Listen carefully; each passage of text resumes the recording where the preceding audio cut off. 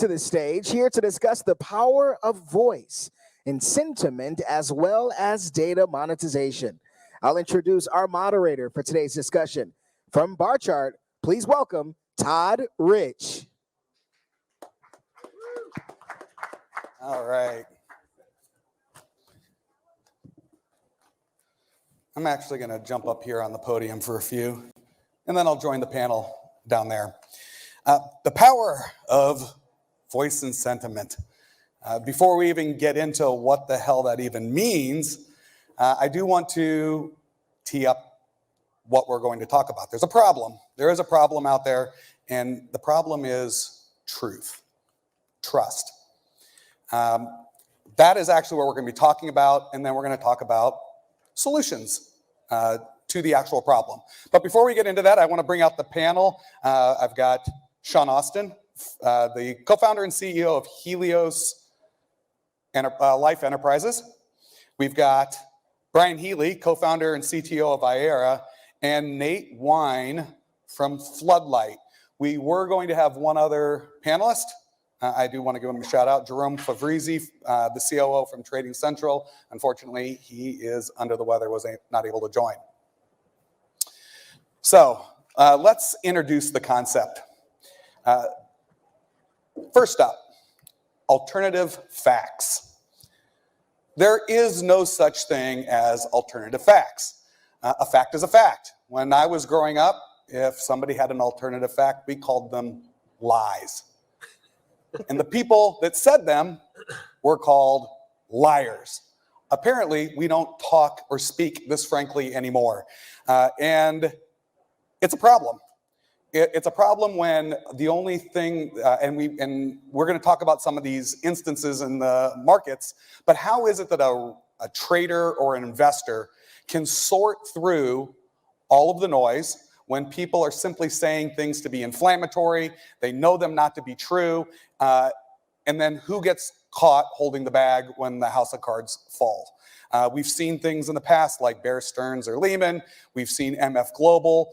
We've seen Theranos, where they're willing to risk people's lives, and that's hot in the news now because there was a consequence to it. We have a recent collapse in the crypto markets with FTX. And then there's other purveyors of non-truths out there, like, I'll just say it, funding secured. When you've got a CEO of a major large company telling absolute lies and simply getting away with it, it appears there's no consequences. So, first up to the crew. All right, and I wanted to tee up there are nefarious actors. There are people who simply don't tell the truth. Let's talk about the problem. And by the way, I did want to put this out here quickly just so you understand who each of these companies are. Helios has actually got a solution, and we'll talk about that solution around tonal sentiment. You're going to learn a little bit about tonal sentiment. Iera has got another product around textual sentiment. Again, trying to gauge where the truth is. And then Floodlight is out there with its, and I'm going to use a couple of buzzwords, ESG and MRV, but environmental, social, and governance. We talk about ESG. Companies say that they're participating in ESG, and they tell us how good they are, but are they really telling us the truth? MRV is monitoring, reporting, and verification. We're going to talk about that as well, but how do we keep our leaders in line when they simply aren't telling the truth? So I'm going to kick it out to the panel. Does the truth matter anymore? And when there are untruths, why do some people get away with it? Why do some people get caught? And what are the consequences? I'm going to come join you guys down here now. Yeah, cool. I mean, it certainly matters more than ever. Alternative facts probably aren't doing a lot of good for a lot of people, but using what we understand at Helios, which is voice tone, 38% of a message is voice tone. That is a way to help understand what someone's saying. So this idea that communication can be understood with the sound as well as the words, that is critical. I mean, to your question, it's, I think, not too arguable that one needs to be understood fully, right? In a efficient market, you want to understand these important individuals, you want to understand executives, and we certainly bring something to the table there. I like the way you mentioned communication, because I feel like that's sort of the crux of a lot of all this conversation, a lot of all these concerns is, you know, a lot of what happens in the finance world is a dance between, you know, how can a company communicate its concerns and interests in a way that doesn't upset investors, and how can investors suss out the real meaning that all the financial professionals are trying to convey. And most of what we do is trying to provide investors a little bit of a leg up in that battle of like, how can they identify interesting trends in how speakers are talking and how companies reference themselves and how leaders reference their companies. And as there are other ways we can systematically or programmatically identify all that data. And fundamentally, that's what we're always trying to do. Yeah, and we're going to get into those solutions because they're both really cool. I know your solutions go hand in hand. Nate. I'd say one of the things that really stuck out to me when I started Floodlight is that Jon Stewart and Stephen Colbert had invented the term truthiness, where there's like a little bit of truth mixed in with a whole bunch of garbage. And with us, especially with ESG reporting, for any of you who've ever read ESG data, the original, I think Gillian Tett from the Financial Times said that it stood for eye roll, sneer, and groan, because there was really no way to apply actual scientific knowledge to ESG. It was essentially just essays written about how wonderful a company was. And so for us, we really are using only scientific instruments to report on non-financial behaviors that people care about. And it sticks the same way. Like you can actually tell if a company is lying to you based on exactly what their readings are in data. Otherwise, we don't publish. So, you know, I'm going to start there. You talk about ESG. I don't know if you want to just sort of define it for everyone. Like, yeah.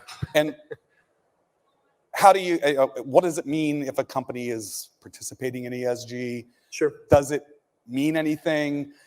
And if, you know, how do you keep them in check? And I know that you've got a solution to keep people in check. And if they're not in check, what kind of consequences are there? So I'm hoping you can just kind of riff a little bit on that. Yeah, of course. So ESG has come to mean a lot of things. I think most people in the room know it stands for environmental, social, and governance.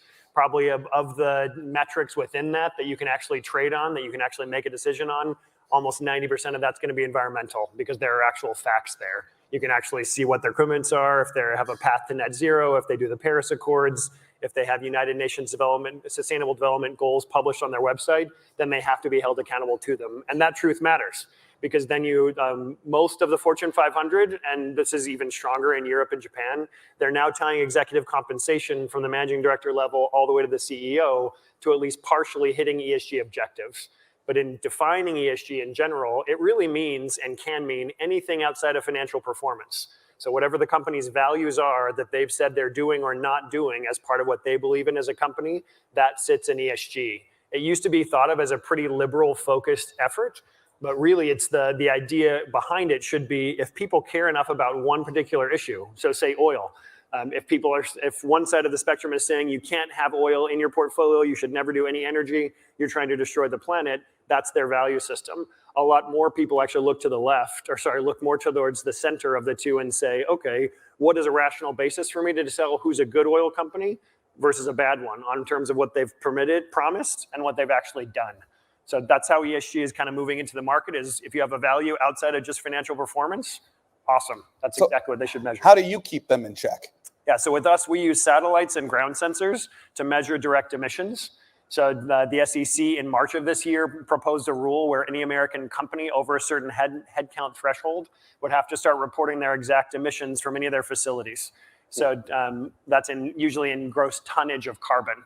And so we can actually measure that with satellites from the sky and then compound it with ground sensors on the ground to say, hey, you put in the super glossy, it's called CSR, Corporate Sustainability Report, that you had 100,000 tons of carbon. We measured your facilities for the last year, and it's actually 250,000. So that's a big part of what we do, is actually saying, here is a fact, done. Now, for an investor or a trader, you're looking at a company, you're looking for transparency, a company says they're doing something, you find they're not. Are there any consequences? I mean, does it matter? I mean, we've got people who get away with this all the time. Sure. And I'm hogging the. No, we're gonna go off of this because again, we're catching people who are lying. Yeah. So the rule that got proposed in March, that began under Obama, continued under Trump, and is now continuing under Biden. And if you can think of any three more disparate presidents who all said, sure, keep going with this, please let me know. So looking to Europe and Japan, they've leveled 9-figure fines on any company who's misrepresenting their numbers on emissions the same way they would financials. So if you tell a CFO, hey, when you're signing this 10Q and it's off, you could go to jail or your bonus could go from 100 million down to zero, they're paying attention.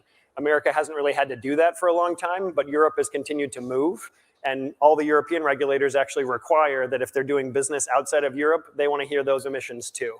So they've already have to measure it. You might as well hold them against the standard for what they're saying. So that it can be loss of job, major fines from regulatory bodies. And when that rule becomes law, perhaps in 1 quarter, every company here over 50 employees is going to have to disclose it anyway. Let's make sure they're right.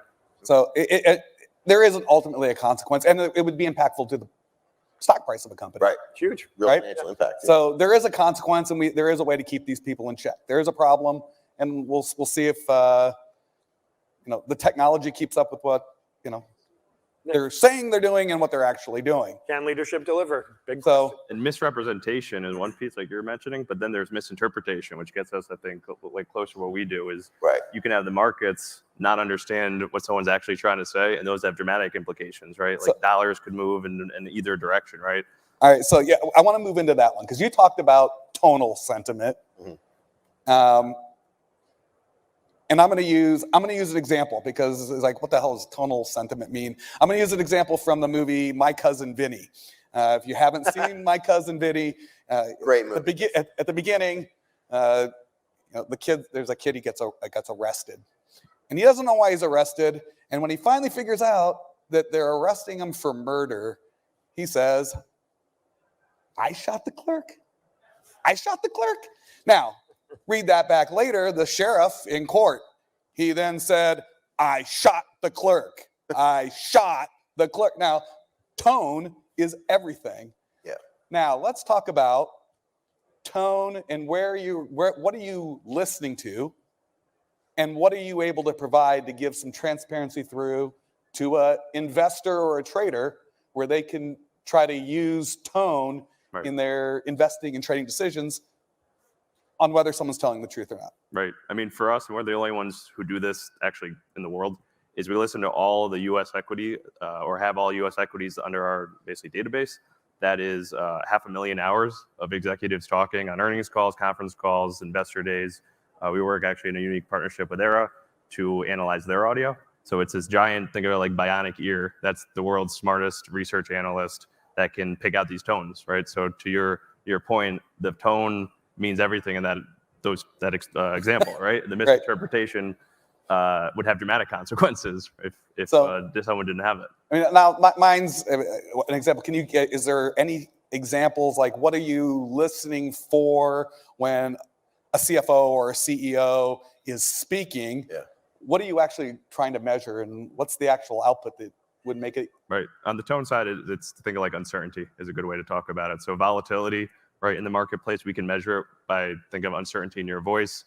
The very high level, but an example that we can show, and we have the only one who's ever shown this, is that with COVID, in the COVID crash, the uncertainty was leading up to it in voice. Volatility was increasing with the voice tone on all the equities, and it was from MP3 files alone. Yeah, it shouldn't be fast. I mean, like we think about things like ESG factors, like actually the gross tonnage, raw facts.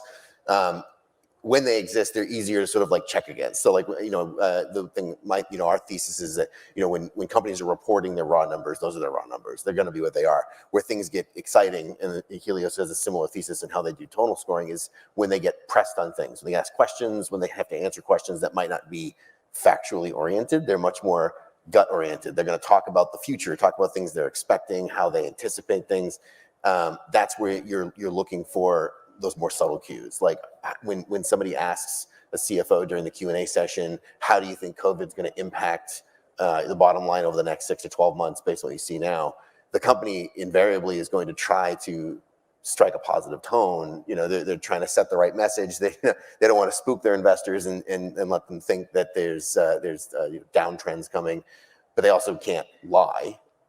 Because they're under a scenario where that might have serious consequences, regulators, and so a dance sort of ensues. And so a lot of our thesis is trying to take the highly valuable data that Helios generates on tone and compare it with their words. Like, are they saying things that on a raw read, like you said in a courtroom, would have a certain directional intent? And now can I compare that to their tone of their voice? So are they saying things that have a positive intonation in pure text form but their voice is distressed, or vice versa, and look for those deltas and use them as signal. So if there's a disparity, how do you see an investor or a trader using that data?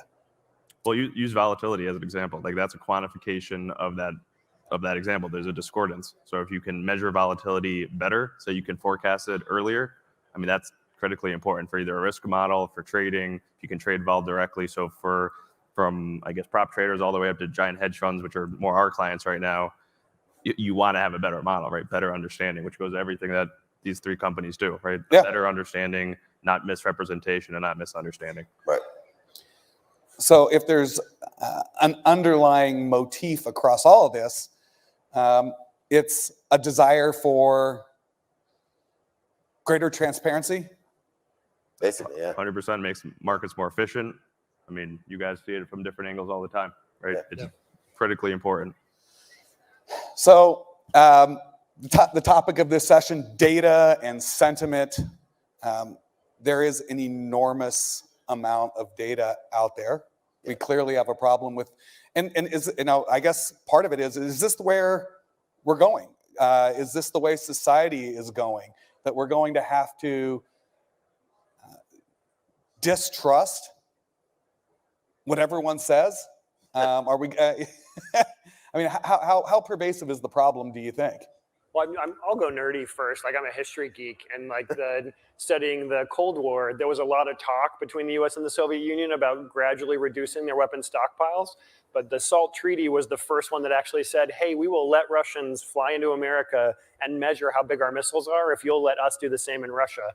And that was the first time that actually they really did start changing it. You can say that it's an erosion, but I actually honestly think it's a progression, because people are really not willing to bet their compensation, their company's future on a promise that's usually prepared by the investor relations committee of a company. So being able to actually come to hard data that's either pulled independently like we are, or because they actually open the books more concretely, that's the world we should be in. The technology for satellites has been around since the 1950s. So it's hilarious that it took us 7 decades to use it to say, ooh, maybe that CEO isn't telling the truth. So being able to apply that more quickly, I think, is a natural progression, not an erosion of trust in general, but saying trust is nice. I'd rather use science. Yeah. Here's, and this one, Sean, I'm going to kind of throw this one at you. You're measuring tone, and you're trying, and now. Right now, actually, I'm listening. You're listening to tone. I guess it goes with, and maybe, I don't know, maybe there's more details because I don't understand the technology and I don't understand, without totally geeking out. What if you have a CEO who actually believes in the bullshit they're spewing? Right. Would there be a stress in their voice? Would you ever even know? Is it something, or will so that's one of the reasons liars have an advantage? So there's definitely a kind of like two pieces I'd say to this. One is the fact that we can have 500,000 hours and growing gives us an advantage to pick out these nuances of tone. So our ears, it's something like 328 like phonemes we can hear as children, and then it crunches down as we get older, like at the age of 3 or something like that. We don't have that limitation with a machine. So we don't want to get rid of people. That sort of people get freaked out with automation. But this kind of idea that you have a hybrid bionic support system that actually can beat biological barriers allows us to detect certain things. And on the flip side, or I guess congruently, we also believe it's so important to just get a message across, right? Like there's so much careful construction of messages now where we don't believe there really needs to be, right? The transparent part lets markets price it better. You have better understanding for it. Yep. Certainly there's nefarious actors like you mentioned. So, those people are going to exist. But if you can get to it, understand these calls, like with Era, you can listen to them, you get access to them, you get all this, good information, you can make better decisions, right? Yep. It better. And there's a lot of value to be extracted too with trend analysis. I feel like is a big factor in a lot of what we do. I mean, it's less about what happened right this moment, and although there's a lot of value there too. I don't want to undersell it, and a lot of people make a lot of money that way. But like where to that specific problem you reference of somebody who's very convicted in their or just has that sort of sociopathic tendency of being able to say something they don't believe with total conviction and total confidence. You can still likely suss out trends along the same line. So like, I won't pick on any specific CEO, but somebody may talk very enthusiastically about something. It's more about how have they talked about that same topic the last 5 quarters, 6 quarters, 10 quarters. Are they always enthusiastic, but how enthusiastic? Are they starting to show cracks in that wall of enthusiasm that they've used to build hype, to build performance? I think those little subtle things can marry up with the more aggressive things to sort of build a nice market for investors. I was hoping you could actually go in a little bit more about what IR actually does. Yeah. So we're very, very similar to Helios. Our fundamental model is there's a lot of audio in the world. Where this is an example of one. Whether it comes from video, whether it comes from phone call, there's a lot of audio out there that are financially relevant. Earnings calls is the easy one, but conferences, sell-side conferences, Fed, even macro things that aren't company specific, Fed meetings, FDA announcements, any potentially market moving or impactful, announcements, discussions, product discussions, quarterly discussions, and we want to be able to collect all that data, transcribe it into text, and then analyze both the audio and the text in a way that will help investors do their job. We're very specifically trying not to do their job. We're not giving them like that, this is negative, go after that. It's more like, here's the data points that can help inform your thesis development. Here's how they're talking about this product. Here's how they're talking about this topic. Here are the points where they've talked about it. Here are the times in the last 8 quarters they've talked about the same thing. Here's the trend along that. And go and listen to it and yourself now. You can jump into the audio, compare it with the scores that have been generated, and help guide that thematic process. Now, are there hedge funds, trading firms, whomever, investors, are people using this technology already to as part of their trading strategies? Oh, for sure. I mean, and I'll piggyback on that and say that I feel like one of the more interesting things, future thinking, is companies are aware they're being analyzed as well. They're not foolish. And so it creates another incentive, similar to what you talk about, like, now there are strong financial incentives to being aware that, I have to be really careful with how I talk about this. Right. And so it's almost creating this back and forth battle between how can we keep them honest and how can they, defeat sort of the analysis. And weirdly enough, to your core thesis of truth in the world going forward, I feel like machine learning and these services, these analyses, and these sort of accountability tooling will nudge the world more toward truth. It becomes you can't really BS your way through things in ways you might have been able to do backroom style. There's a lot more eyes and ears on these things than they probably ever have been, and it's filtering down more and more even into consumer world where people who never listen to this stuff are listening to this stuff and are keying on it. Yeah. So the answer to we've got data, and the answer to solving to keep some of these folks in line is more data. Yeah, more data, more analysis. Yeah. Well, I would add not just more data, but like at least for us, when we go sell to asset managers, when I started the company 3 years ago, they were all talking about how big their data lake was, and if I had the biggest data lake there was possible, that meant that I was a smarter asset manager. Now it's a lot more of like, how can you actually use it? Because you can get into petabytes now, but then if you don't have a good data science team, big whoop, you're just paying a lot of storage costs. So being able to actually understand it the way you guys do and actually turn that into better strategies, better accountability, and in the end, better profitability, that's your benefit if you have a big data lake. Otherwise, you're just paying for storage so that you can show off to your buddies. It doesn't make sense just to have it bigger. It needs to be better now. I like that. I'll piggyback on that real quick, because I think it's something that's relevant to all of us here. I feel like a lot of the world is also starting to migrate more toward like niche development in data analysis and data, at least on my side. Like, we'll take textual sentiment as an example, sort of layered onto audio transcription, but it applies, of course, to tone as well. There have been sentiment models and tonal sentiment models for forever. Most of them, though, however, have been built on like Jane Austen novels, like things we can just rip from the world, public knowledge sector stuff, and they've served their purpose when they were where they are. But I think we're edging into a world where it's not just data, it's quality data. How can you make sure that the things I'm analyzing have value to me, that I'm going to actually extract insights from them, and it's not just noise. It's not just a volume, solution. By the way, we keep hearing textual sentiment. Yeah. Help me out here. Think about it like just the language of the rules of language, the things you learned in English class. Like how can we take contextual features across somebody's written transcription to try to identify, are they talking about things in a positive and negative tone? I actually don't have a financial background, which is, I've learning on the go here. But my go-to example is if you just have like a basic sentiment model trained on like a volume of data, just take the world of data. Simple terminology like referencing layoffs will almost certainly key negative in a lot of public models. They may also in public parlance, but the point is that it may not. Like you want to have this sort of vertically niche developed model that understands the type of language you see in these types of environments. How do companies talk about revenue versus personnel versus having sort of that specificity? But to your core question, ultimately comes down to using the rules of language can identify that you meant this in a positive way. You were saying something positive or negative about your company or about the macro environment or something. To me, it's just kind of fascinating that in investing and trading decisions now, beyond, efficient market hypothesis is markets are efficient. Every time something news comes out, the markets will react. But now we're giving it a whole extra flavor with technology.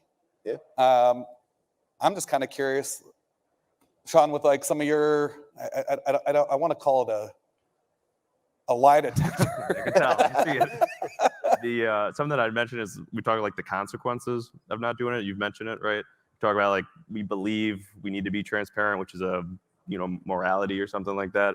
But something we can say openly, kind of like the lie detector, is like we want to make dollars, right? We want to make better decisions that can translate to dollars, better portfolios. That is only available when you get all this information. So you can combine, and we're in a space called alternative data, right? For us, like you're saying, more data, it's exploding with the usage. That combination, right? The text and tone is very close, but even Nate, what you're doing, that gives a way to make more dollars, right? Just to make it totally clear. Right. You want that. And so in the end, what we're kind of coming to when we started off, data and voice and sentiment, it's changing. It's changing, and it's really changing with new technologies to keep those in power in check. And it is really slick that we've got a lie detector or contextual references to see are people being positive or negative in how they're presenting things, or actually physically measuring what companies are actually saying they're doing. Are they actually doing it? So the answer in the end is there are people out there doing nefarious things. It is rather challenging. I know I personally get, it's something that I react to when I know someone is just full of it. But now in the markets themselves, we do have a way or some type of recourse. There is data out there to help investors and traders make more informed decisions because there is a little bit more transparency. Before we wrap it up, is there anything else you guys like to bring up? Because we've gone through a lot. This last thing I would throw in is just if you look at generational trends for what matters most to people, that's clearly on the ESG side, whether that's environmental, social, or governance, but people want to actually be able to use this info now. So for all of you who represent firms or work at firms looking at this, please don't write ESG off as like a passion project. This is something that is only growing generationally and just by sheer volume, but it has to actually have smart people behind it or it just becomes fluff. Piggybacking that, I feel like, the veneer, a thread through all three of us is that people fundamentally want transparency in the companies they invest in the companies they work for. They want to know that they can believe in the things that they're being told. And I think it's sort of it's almost funny that we have to have so many tools at our disposal to try to keep that pressure on. But fundamentally, that's what the hunt is. Can I hear the CEO talking about their company, hear a CFO talking about their bottom line, and know that what they've given me is the God's honest truth, and I can trade on it, and I can make decisions on it. Yeah. I would say we have an opportunity to really make sure we're paying attention to people who are in strong positions, very powerful positions with tools now, as well as people who can access them. Can I run my son's voice through the machine when I want to know who broke the vase? 2024 product. All right. Well, I think that we've kind of covered it. I want to thank the gentleman for discussing data and in voice and sentiment. Thank you very much. Yes, indeed. Keep the applause going. What an incredible conversation.